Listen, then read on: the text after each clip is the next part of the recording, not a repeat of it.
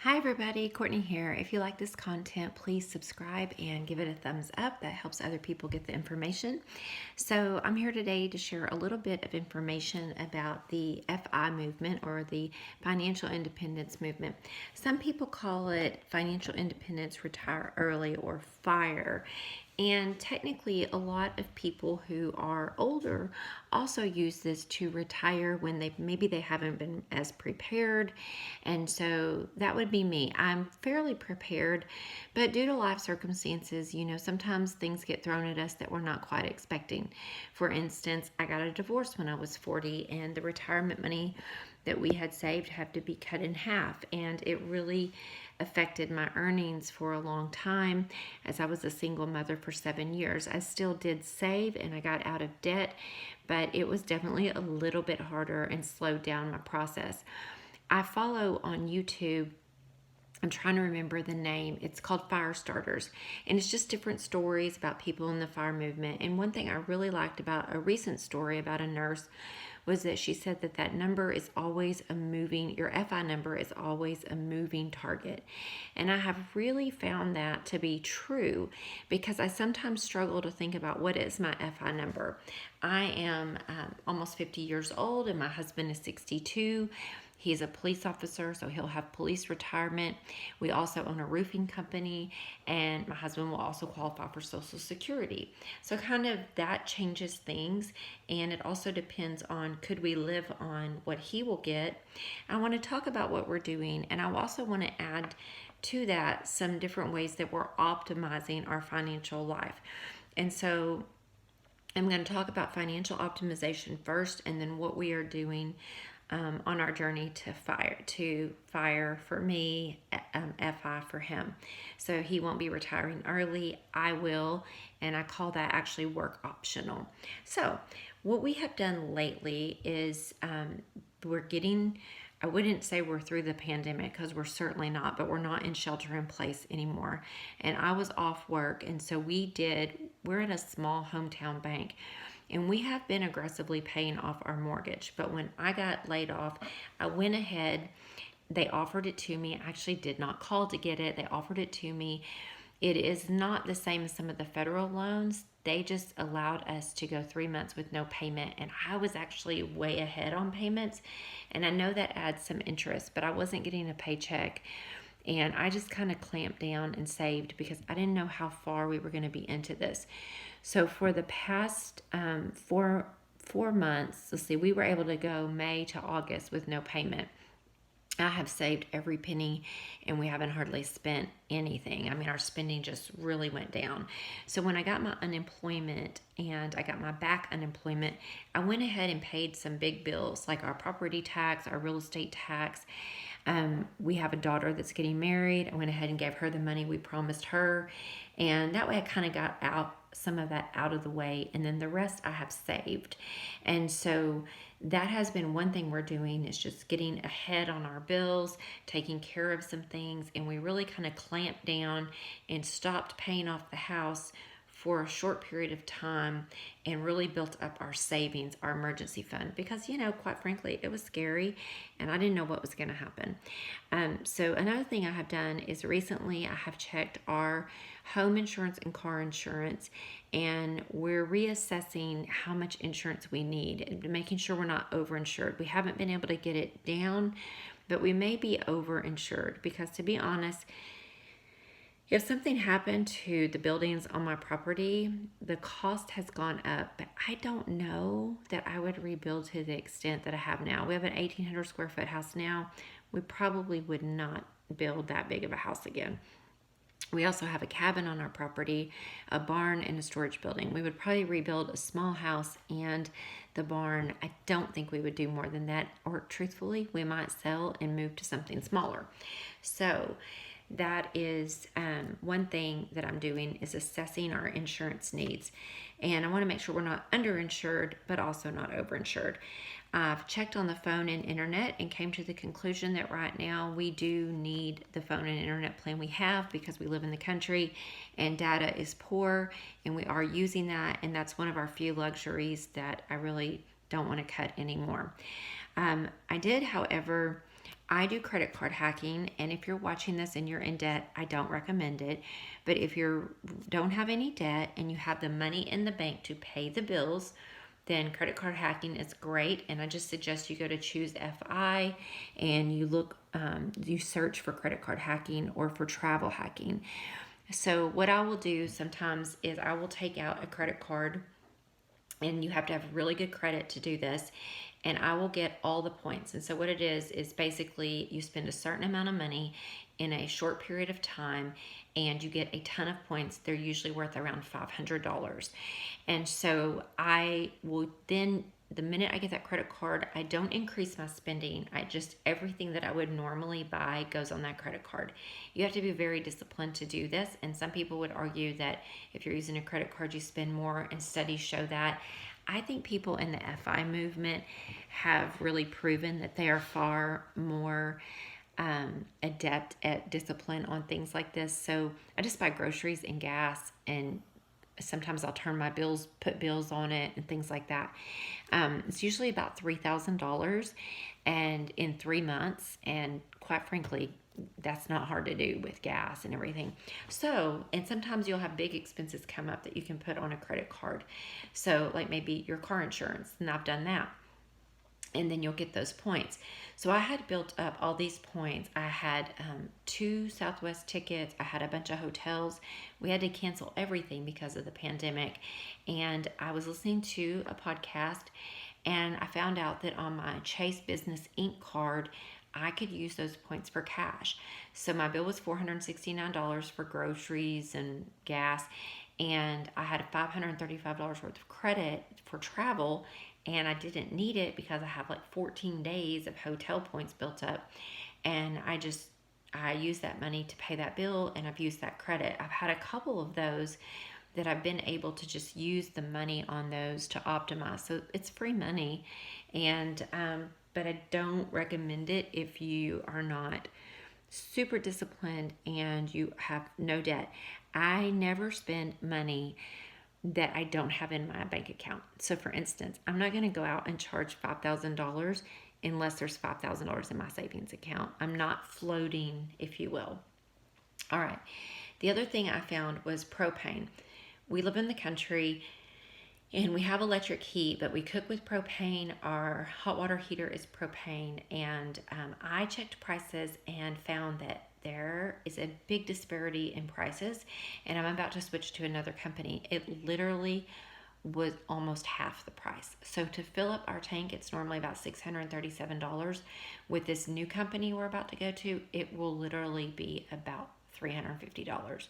So that right there, we have to fill up every 5 months. So you're talking, it's around 100, a little over $100 a month. You're talking like $600 a year. Huge. So those are things that I've done lately to watch our expenses. And I've also just haven't been spending that much. We haven't been going out to eat. Definitely my grocery bill has gone up. But I've been also mindful to use what we have. Now, I want to talk to you a little bit about what we're doing so that I can get to work optional in 6 years. So I'm 49 and a half. And by the time I am 55 to 56, I'm always like, I don't know, sometimes I feel I have an autistic son, and sometimes I wonder if I have a little bit of this myself. I like round numbers. And so in most of my jobs, I've stayed in them for 10 years. And like I owned my company for 20 now, but I have generally stayed with a company for 10 years if I've contracted with them.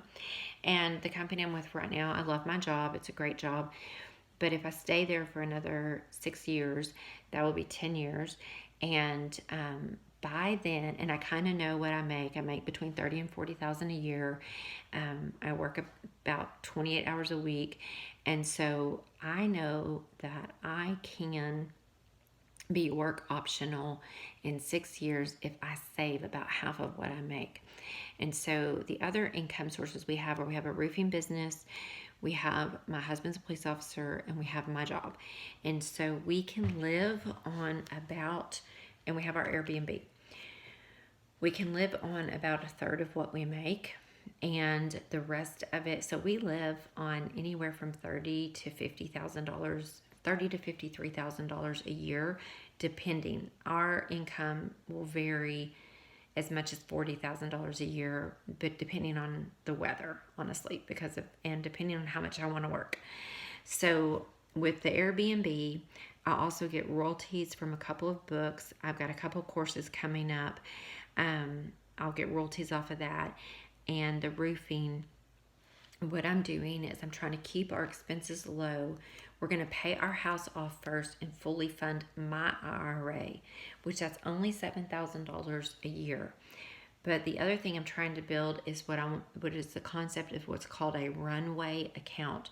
There are different names for this account, but basically, if I make $30,000 a year, and I found through the quarantine, boy, I don't spend hardly anything if I'm not going to work. Like, it's crazy. Like, I never thought about the fact, like, I don't spend money on makeup. I wash my hair every day, but during quarantine, like, I would take a bath, but I wouldn't wash my hair every day. I was going through shampoo less, makeup less, all these things. And we were eating much more simply at home. And I'm a real homebody anyway. I love that stuff. I'm much more conscientious to use up what I have when I'm home. So when you're figuring your runway, let's say that you're going to want to quit working at 55 like me, or 56, and you know that you need 4.5 years before you draw off of your retirement, or 10 years. You need enough money to live, but you probably don't need what you're making. So if you're making 40,000, you might only need 20,000 a year. So let's say that I'm going to not draw off my IRA, but I want to still contribute to it. Maybe I might need about 27,000 a year, or let's just say 20,000 a year if we had no house payment and my husband was getting his Social Security and his APRS check, which is from being a police officer.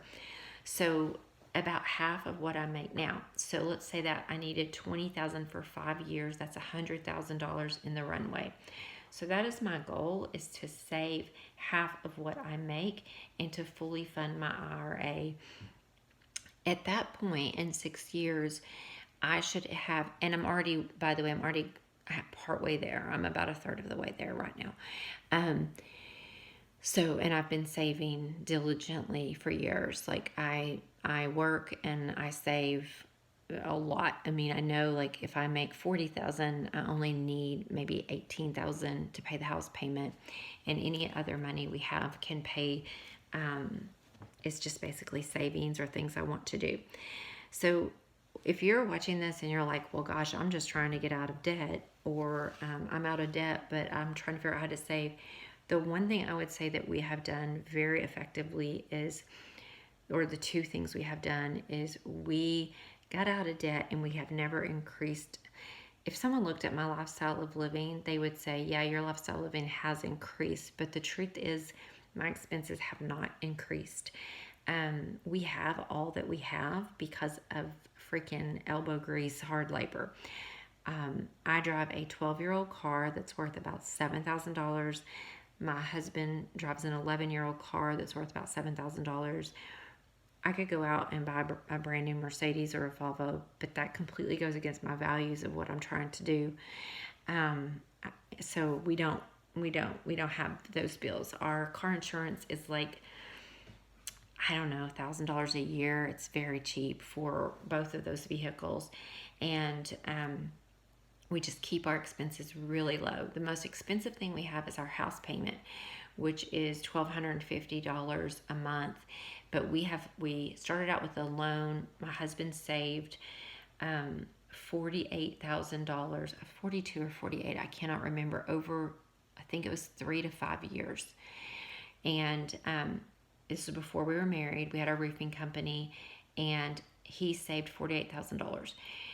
And so I helped him with that. I helped him get the roofing company off the ground. He had it for a long time. It just was kind of a side gig thing. And he saved all that money. We put that down, part of that down, and we used we put like 20 something down. The other 20 something we used to clear the land, to pay for things.